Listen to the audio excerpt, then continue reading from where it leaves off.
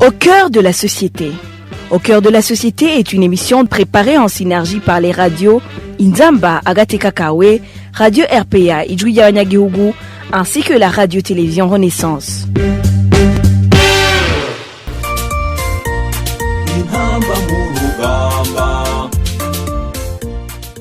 Le Burundi a saisi cette opportunité lors du match qu'il a opposé au Tchad mardi dernier. Cela a été une immense joie pour l'équipe burundaise ainsi que pour tous les amateurs de football qui soutiennent l'équipe nationale des Intamba mu Rugamba. Beaucoup se demandent pourtant pourquoi le Burundi a dû passer par le match opposant les 12 dernières équipes d'Afrique pour atteindre son niveau. C'est ce que nous allons aborder dans cette émission. Révélé Bazkamwe, je vous présente cette émission au nom de la synergie des médias Radio Inzamba Gateka Kawe, Radio Inzamba et Télévision Renaissance. Soyez les bienvenus.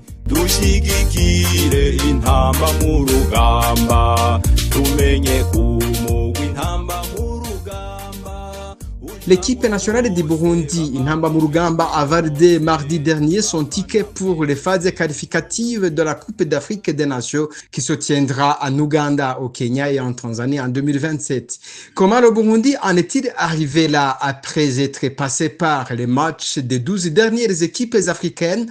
Notre confrère Désiré Hatungimana pour en savoir plus. 6 pays dont le Burundi qui sont passés par les barrages et ont validé leur ticket pour participer aux éliminatoires de la Coupe d'Afrique des Nations 2027. Ils sont au total 48 pays qui seront répartis en 12 poules et 28 pays se retrouveront l'année prochaine en Ouganda, au Kenya et en Tanzanie pour disputer la CAN 2027. Le Burundi s'est retrouvé parmi les 12 pays mal classés en Afrique, raison pour laquelle les Hirondelles sont passés par les barrages. Une situation qui a inquiété les amateurs du ballon rond. Les raisons qui ont fait que le Burundi se retrouve dans cette position sont nombreuses. La principale est les mauvais résultats accumulés lors des éliminatoires de la CAN 2025 et du Mondial 2026. Le facteur déterminant est le manque d'intérêt capable d'accueillir les compétitions internationales, ce qui a fait que le Burundi joue tous ses matchs à l'extérieur. Le Burundi s'est alors retrouvé dans les matchs de barrage où il a battu le Tchad à l'aller comme au retour sur un score de 4-0 pour chaque match. Ce résultat n'est pas le fruit du hasard. Pour y arriver, le sélectionneur burundais Sangwa Patrick a fait appel à 26 joueurs évoluant dans plusieurs pays. 6 joueurs jouent au Burundi, 8 au Rwanda, 7 en Europe, dont 2 en Belgique, 2 en Norvège.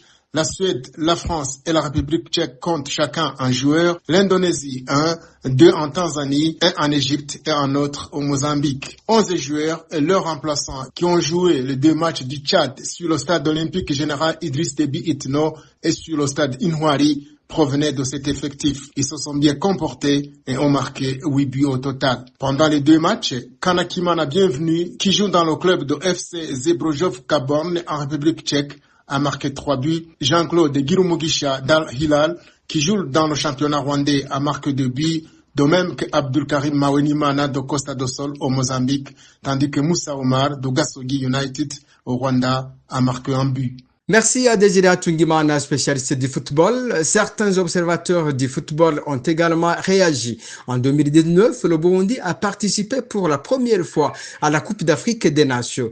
Que faut-il faire pour que le Burundi y retourne l'année prochaine? Emmanuel Nakirutimana, journaliste sportif et ancien collaborateur du Comité national olympique du Burundi, propose la mise en place d'une équipe de recruteurs compétents pour aider le sélectionnel à identifier les joueurs partout dans le monde, tout en leur apportant un encadrement technique et matériel adéquat.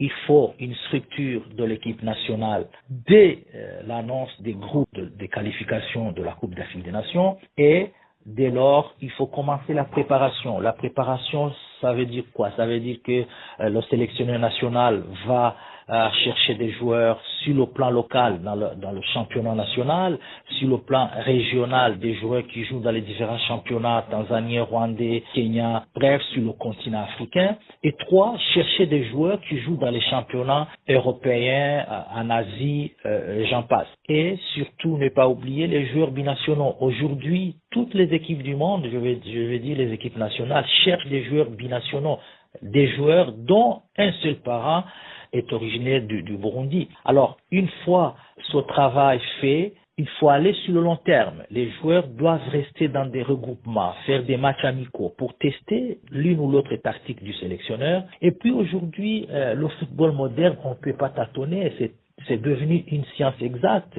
On doit avoir un préparateur physique, analyste vidéo, s'occuper de la récupération des joueurs et la préparation. Chaque cadre de l'équipe nationale ou chaque cadre de l'effectif du staff technique doit avoir un rôle très très précis.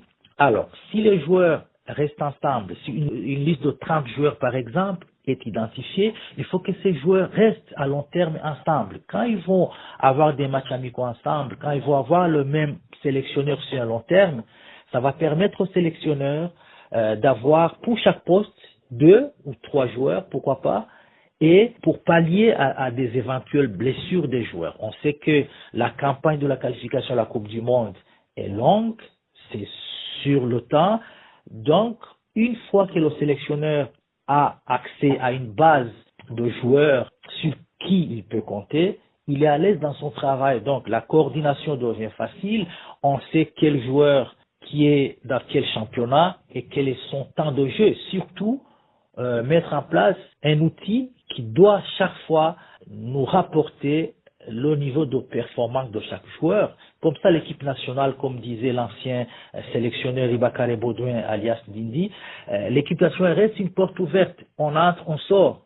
Les plus jeunes vont rentrer, ils vont trouver les plus anciens et les plus anciens vont être le modèle de ces jeunes. Et comme ça, les résultats seront toujours au rendez-vous. Lionel Ninheretse, qui aide les joueurs burundais à trouver des clubs, demande quant à lui aux responsables du ministère et de la Fédération de football de mieux soutenir les joueurs, notamment en leur fournissant les moyens nécessaires afin que les Intamba mu Rugamba puissent atteindre de grands résultats. Faut que la fédération prend les choses en main pour que cette équipe qu'on a maintenant, qui soit la fondation de la préparation pour la route vers la CAN 2027. Maintenant, on a une potentialité parce que derrière l'équipe nationale, il y a des fans. Le deuxième joueur est là, ce qui nous a manqué depuis 4 ans. Donc, tout est là pour aller loin. Donc, il faut que la fédération et le ministère prennent les choses au sérieux. Il faut qu'il motive l'équipe nationale, il faut qu'il motive les joueurs. Donc, c'est le commencement. Maintenant, on est dans les poules et il faut que nous soyons prêts. Il faut que ce soit une grande équipe ou pas. Il faut qu'on gagne chaque match au Stade de Noiré, puis préparer les matchs dans le stade du pays, mais en gagnant chaque match dans notre stade. On a des jeunes joueurs talentueux. On a aussi des joueurs qui ont de l'expérience. Si on combine les deux groupes-là, je pense que il y a moyen d'aller louer, il y a moyen qu'on gagne chaque match, surtout chez nous. Et comme ça va se dérouler à la seule jour, il faut que notre drapeau soit là, il faut que notre équipe soit là. C'est ainsi que s'achève notre émission. Vous l'avez entendu, les Intamba mu Rugamba sont une équipe pleine de potentiel, mais qui a besoin de soutien à tous les niveaux. Merci à vous tous de nous avoir suivis, ainsi qu'à mes collègues pour les contributions. D'ici là, portez-vous bien. C'était Révélé Baskamwe à la présentation. À la prochaine.